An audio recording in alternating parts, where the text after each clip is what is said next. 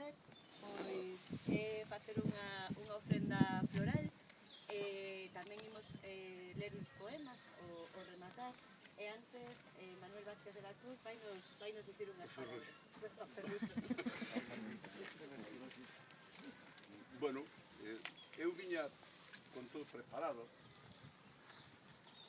escrito, pensando en ler unha cousa que despois o mellor leo por encima, por riba. Pero polo camiño, ademais, aquí non se podía aparcar, empezoume a sair, a poñérseme na cabeza unha foto que me pasou Eva, que Eva é para min pois casi unha irmán, sobre todo é a neta da memoria, que fan falta netos que non puxeren a memoria. E pensei que eu tiña que falar desa foto e dese home. Ese home chamábase Ferrer. Eva mandoume unha foto onde se ve a Ferrer vestido de militar, unhas insignias de enxeñeiro militar e unha camisa azul de falanxe. E cando vi aquela foto, que non vira nin uniforme, ni siquiera cheguei a ver a camisa azul, aquela foto, a mirada daquel home era unha mirada dun home ao que lle doe a alma, e doíalle a alma e moitísimo.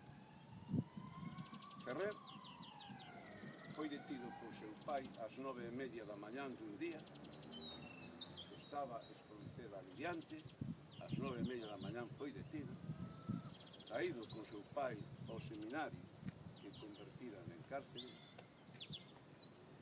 e aquela noite, pola mañán, pero aquela noite, sacaron ao seu pai e fusionaron no alto do Pouso.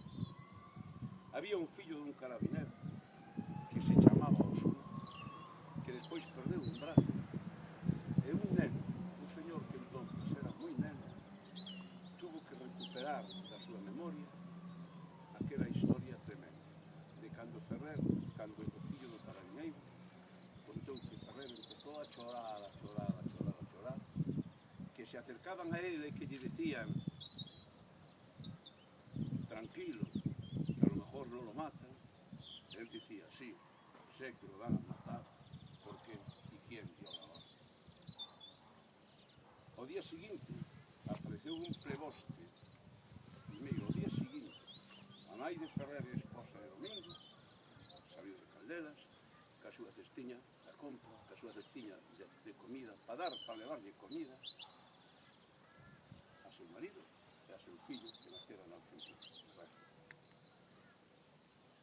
Cando chegou, recibiu un recado que lle deu este fillo do Guardia Civil, que lle dixo: no deje la comida de su marido, porque igual se la llevan nuestros netos. E aquel día tamén recibiu unha visita dun preboste falangista de Tui, que lle dixo: Ferrer, si quieres salvarte, tienes que alistarte en el ejército de Franco.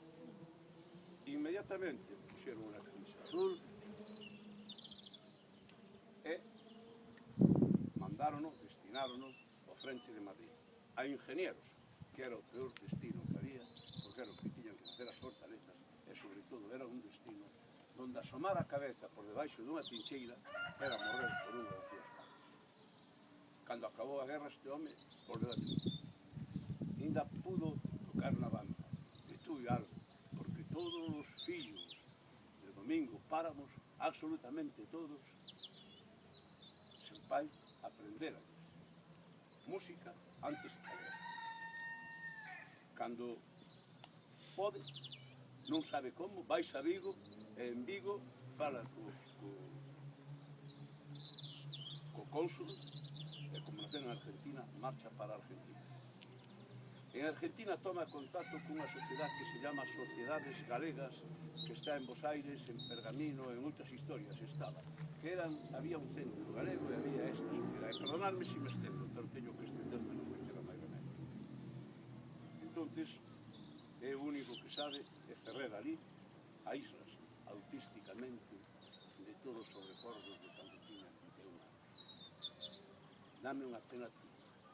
Probablemente é o que máis sufrí de toda a familia. Por iso nós este ano, aparte de recordar a Domingo, aparte de recordar a Gumersindo con un cariño inmenso, queremos ter sobre todo un recordo das familias deles, porque esas familias tuveron moitas veces, como dice Manolo Rivas, tuveron moitas veces atrapados, secuestrados, tuveron que ter atrapados e secuestrados os seus pensamentos. E por telos secuestrados, moitas veces non puderon nin siquiera falar deles. A eles, pero sobre todo a Ferrer, vaya hoxe o meu cariño. Señores, nesa que eles denominaron cruzada, a Iglesia Católica por iso ainda non pediu perdón. Hasta que pida perdón, non merece a mínima credibilidade. Non se as súas cuestións de fe, que as cuestións de fe son outra cousa, que cada un pode creer hasta en lo que non vimos, hasta en lo que non creemos, pero non pediu perdón porque o poder da Iglesia está, non se sabe onde, pero está. Eses señores de aí non pediron perdón, e mentre non pida perdón non teñen credibilidade na sociedade, ninguna. E isto sí me gustaría que se rompera en todo, porque nós xa estamos todos convencidos. Pero hai que decir as cousas para que as cousas vayan correndo polo vento, polo aire, polo éter, polo que sexa, pero que se entere todo o mundo do que pensamos. Bos días. Moitas gracias por estar aquí, moitas gracias por escoitarme en silencio, e eu guárdome todo o que tiña escrito para darlle a esta entera.